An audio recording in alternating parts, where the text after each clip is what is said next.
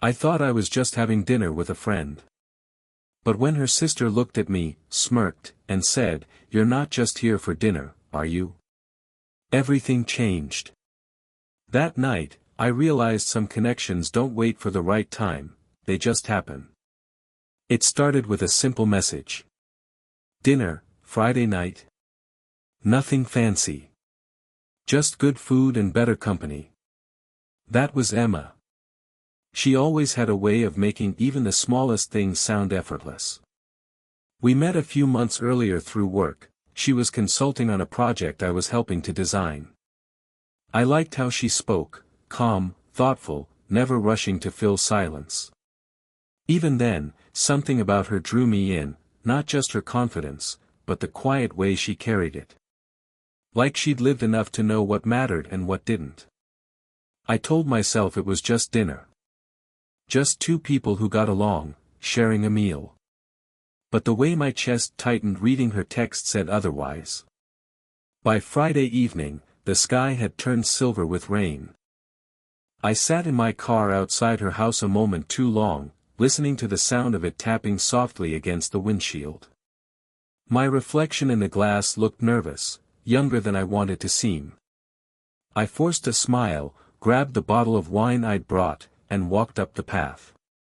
Her house was exactly what I'd imagined, warm lights glowing through tall windows, a faint trail of music drifting from somewhere inside. When the door opened, there she was, hair loosely tied back, sleeves rolled up, the soft scent of something savory in the air. "Right on time," she said, her smile small but genuine.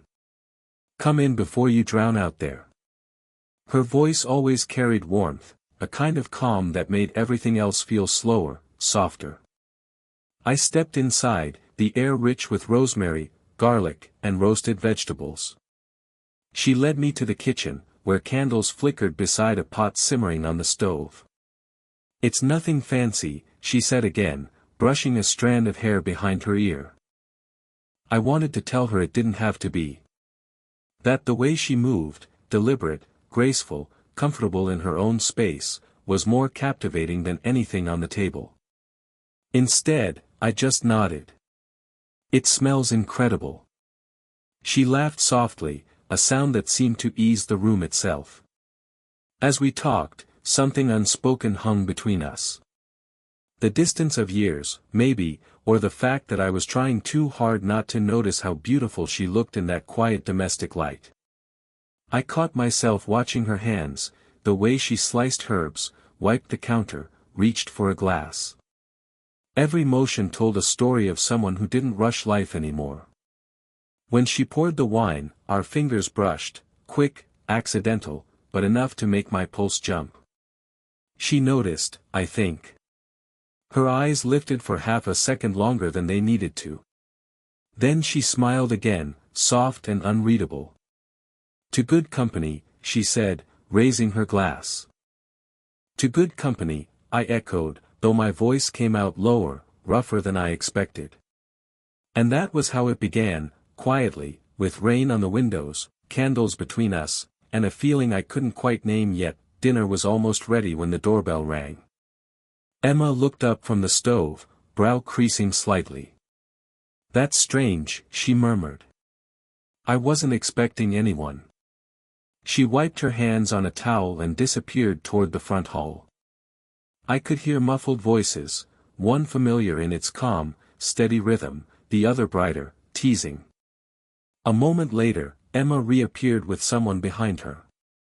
"This," she said, almost apologetically, "is my sister, Claire." Claire was a little older, or maybe she just carried herself differently. Where Emma was quiet grace, Claire was all energy and sparkle.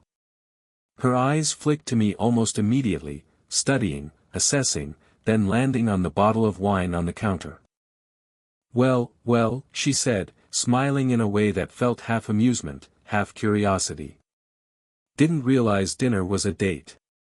Emma groaned softly. "It's not a date, Claire. He's a friend." Claire replied, still watching me. "A friend who brings good wine and looks nervous enough to be meeting the parents." I tried to laugh it off. Guess I didn't realize I was walking into an interrogation. Oh, don't mind her, Emma said quickly, shooting her sister a look. She's incapable of normal conversation before dessert. Claire just grinned wider and leaned against the counter, folding her arms. You can't blame me for being curious. It's not every day Emma has company for dinner. Something about her tone made my chest tighten, not because of what she said, but because of what she noticed. The air between Emma and me suddenly felt exposed, fragile. I glanced at Emma, who avoided my eyes, busying herself with the plates. You can stay for dinner, she said to Claire, her voice soft but firm. There's plenty. Claire shrugged. Don't mind if I do. The three of us sat around the table, and for a while it almost felt normal, conversation bouncing easily between work stories and old family memories. But every so often, I'd catch Claire's gaze, sharp, knowing, a little mischievous. And every time she said something teasing, Emma's expression softened into a mixture of irritation and fondness. At one point, when Emma went to fetch something from the kitchen, Claire leaned slightly toward me and whispered, "Careful." She pretends she doesn't know what she's doing, but she does. I frowned, unsure how to respond. What do you mean? Claire just smiled, that same sly, unreadable smile. You'll see. Then she leaned back in her chair as Emma returned, as if nothing had happened.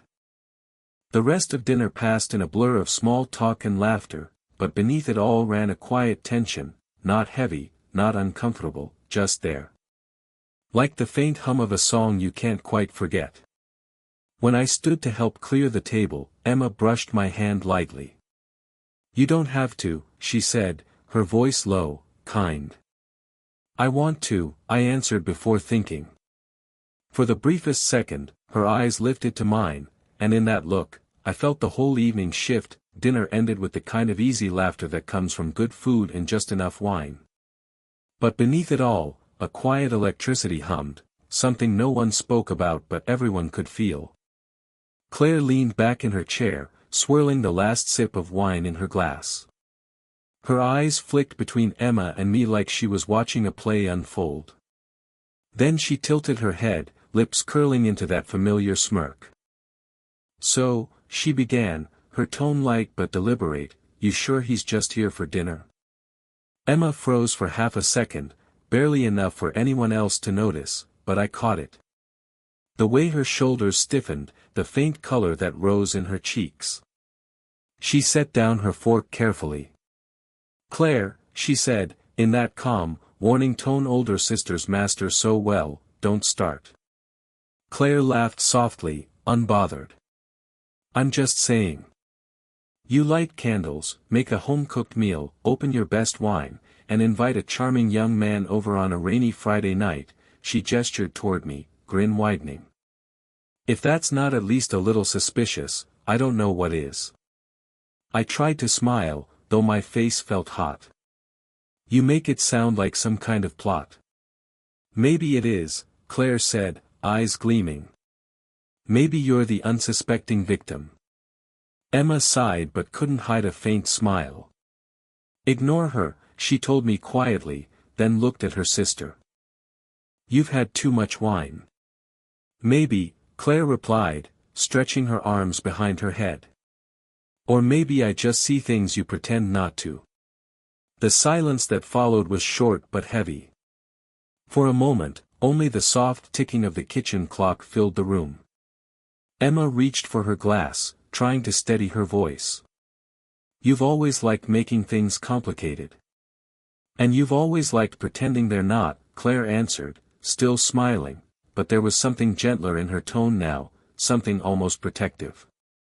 I looked between them, unsure whether to speak or sit perfectly still. Then Emma glanced at me, and for the briefest instant, her composure cracked. Her eyes, steady all night, flickered with something unguarded. Something like fear, or maybe longing. I felt it like a pulse through the air. Excuse me, Emma said softly, standing. I'll get dessert. As she walked toward the kitchen, her hand brushed the back of my chair, light, fleeting, but deliberate. My chest tightened. Claire leaned closer once Emma was out of earshot. You make her nervous, she said quietly. That's rare. I didn't know what to say. Claire smiled again, this time without teasing. Don't worry. It's a good thing. Then she stood, gathering plates as if nothing had been said. When Emma returned a few minutes later, she was composed again, carrying a plate of fruit and dark chocolate, her voice steady, her eyes unreadable. But I noticed the faint tremor in her fingers when she handed me a fork. And that was when I knew, whatever this was, it wasn't just dinner anymore. By the time dessert was finished, the rain had eased into a mist. The kind that clings to the air, making the world smell clean and new. Claire stretched, announced something about an early morning, and left with a wink that made Emma roll her eyes. When the door finally shut behind her, silence settled, warm, a little fragile. Emma let out a quiet breath and smiled to herself. That's my sister, she said. She has no filter. She seems protective, I offered.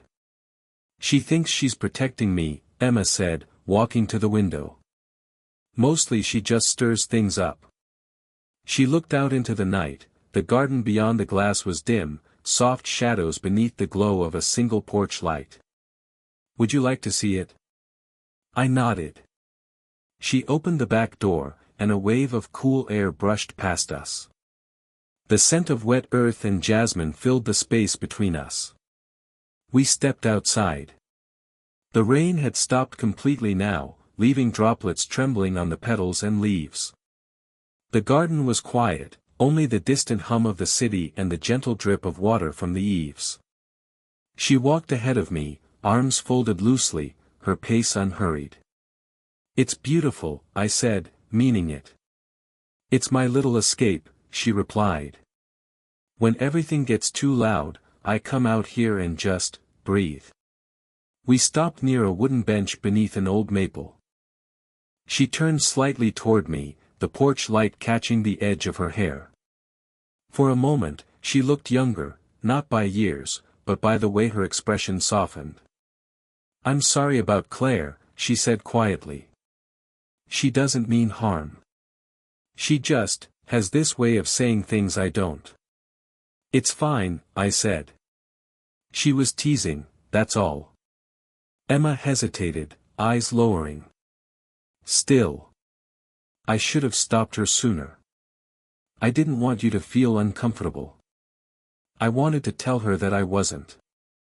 That the only thing I felt was the weight of how close we were, close enough to see the faint shimmer of rain still on her skin. I didn't, I said instead, voice softer than I meant it to be. She smiled at that, a small, real smile that seemed to reach somewhere deeper. Then she sat on the bench, her hands resting in her lap. I sat beside her, careful not to sit too close, but not too far either. For a while, neither of us spoke. The world felt suspended, just the cool air, the rhythm of our breathing, the faint rustle of leaves above. Then she said, almost to herself, it's strange, isn't it? How some people just appear in your life, and suddenly everything feels different. I looked at her, trying to read the meaning behind her words. Different in a good way? She turned to me, eyes reflecting the porch light, soft, uncertain, honest. I think so, she said. And for a moment, neither of us looked away. The night had that rare kind of stillness, the kind that makes you aware of every sound, every breath. We sat side by side on the garden bench, not saying much, just listening. The rain had left behind a hush, as if the world itself had paused to see what might happen next. Emma tilted her head back slightly, watching the clouds drift across the moonlight. You can hear the city from here, she murmured. But only if you listen close. Like a heartbeat far away. Her voice was low, thoughtful. I wanted to ask what she was thinking, but something about the moment felt too fragile to touch. So I stayed quiet, matching her silence. After a while, she spoke again, softer this time. It's been a long time since I've had someone here. Like this, I mean. Just, company. Conversation that feels easy. I looked at her, trying not to let my gaze linger too long. You make it easy. She smiled faintly, her eyes still on the garden. You say that now. Wait until I start talking about the boring parts of my life. I don't think you could make anything boring, I said before I could stop myself. She turned then, eyes meeting mine. There was no teasing in her expression, just something open, searching. The kind of look that made time slow down. The porch light flickered slightly, catching the faint sheen of water still on her skin.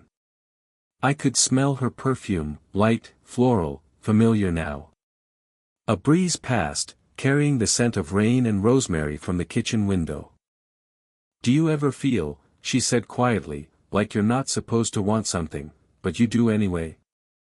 The question caught me off guard. All the time. She nodded slowly, as if she'd expected that answer. Her hands were clasped together in her lap. I could see her fingers fidgeting, her thumb brushing over the back of her hand, a nervous habit, maybe. I'm sorry if tonight was confusing, she said after a moment. Claire jokes, but she's not completely wrong. I haven't been very open with people lately. You don't need to apologize, I said. You've been honest. That's rare. She looked at me again, this time holding the gaze. For a heartbeat, neither of us moved. The space between us felt smaller than it was, the air thicker, charged. I didn't know if I should reach for her hand, or if that would break the spell. She solved it for me. Her hand shifted slightly, resting closer to mine, not touching, just near enough that the warmth from her skin reached me. Then, quietly, she said, you should probably go before I say something I can't take back. I almost laughed, but couldn't. Maybe I wouldn't mind hearing it. Her lips curved, not quite a smile, more like surrender. That's exactly what worries me. And with that, she stood, brushing the rain from her skirt, her composure slowly returning. Come on, she said softly. Let's get you inside. Back inside, the house felt warmer than before, the kind of warmth that makes you aware of yourself. The light seemed softer, the air heavier. I could still feel the cool night on my skin, the ghost of her nearness lingering like a pulse I couldn't slow. Emma closed the back door quietly and leaned against it for a second, eyes shut. Sorry, she said, barely above a whisper. I didn't mean for the evening to get so complicated. It wasn't complicated, I said. It was real. Her eyes opened, steady now, but softer than I'd ever seen them. She smiled a little. You have a way of saying things that sound simple but aren't. I shrugged. Maybe I just mean them. That earned a quiet laugh from her, tired, almost shy. She turned toward the living room, motioning for me to follow. The fireplace crackled low, throwing a warm amber light across the walls. She sat on the edge of the couch, smoothing the hem of her sleeve as though the movement gave her something to focus on. I think I forgot what this feels like, she said. Just, connecting with someone. No pretending. I sat across from her, elbows on my knees. You don't pretend much, I said. You just hold back. Her gaze lifted, surprised. You notice that? I notice a lot of things about you. The words hung there between us. I hadn't planned to say them, but once they were out, I didn't want them back. She breathed in slowly, as if measuring what to do with that truth. The clock in the hallway ticked, steady and loud. For a long moment, neither of us spoke.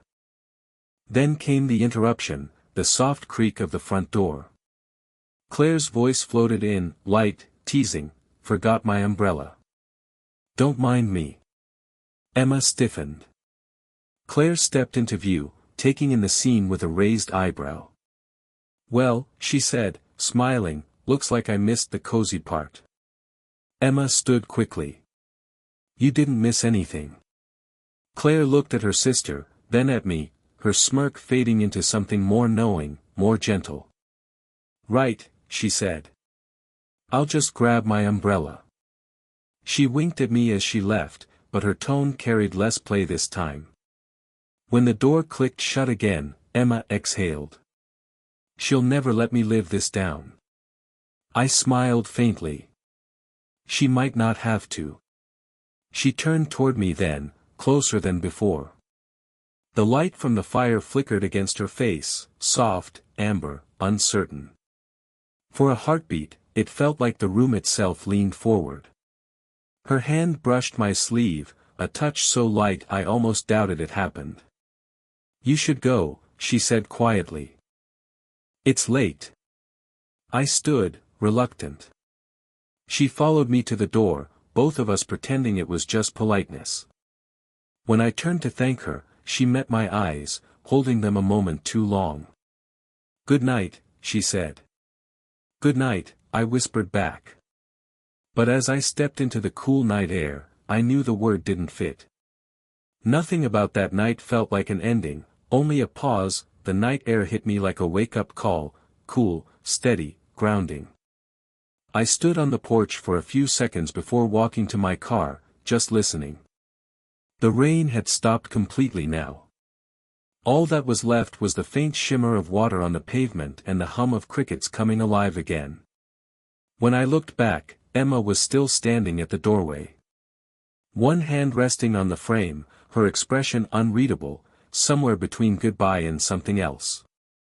The porch light wrapped her in that same warm glow I'd seen when I first arrived, but now it felt different. Like it knew something I didn't. I lifted a hand in a small wave. She did the same, and then, after a long pause, she turned off the light. The drive home was quiet. The kind of quiet where you replay everything, every glance, every word, every almost. The windshield wipers moved lazily, brushing away the last traces of rain. I couldn't shake the image of her sitting on that bench, the way her voice softened when she said it had been a long time since she'd let someone in. By the time I reached home, my phone buzzed. A single message. Next time, maybe without interruptions. I just stared at it for a while, smiling to myself. No emojis. No explanations. Just that, simple, honest, perfectly her. I didn't reply right away. I wanted the moment to breathe, to stretch out and live in it a little longer. I set the phone down, leaned back, and let out a slow breath I didn't realize I'd been holding. For days after, her words stayed with me. Not because of what they promised, but because of what they didn't need to say. There was no rush, no demand, no expectation. Just an open door, one that could be walked through when the time was right. Sometimes I'd catch myself thinking about that night, the candlelight flickering between us, the rain soft against the windows, her hand brushing mine. It wasn't just attraction. It was something steadier, something that asked to be respected, not rushed. Maybe that's what drew me to her in the first place, that quiet steadiness. She wasn't chasing excitement, she was protecting peace. And maybe, somehow, she saw that I was looking for the same thing. A week later, another message came. "Dinner again? My turn to cook. No teasing. No Claire this time. Just her." I remember standing there with my phone in hand, smiling before I even typed the words. I'd like that. And I meant it, not just as an answer to her invitation, but to everything that had begun quietly that night in the rain. Because sometimes, the strongest beginnings don't arrive with fireworks or declarations. They start with a simple dinner, a shared glance, and two people brave enough to sit in the silence together, until it feels like home. That if this story reached you, if you felt that quiet pull between two people who found something real in the stillness, don't forget to leave a like and share your thoughts below. Would you have stayed for another dinner, or walked away before it got complicated? Subscribe for more slow burn stories, the kind that don't shout love, they whisper it.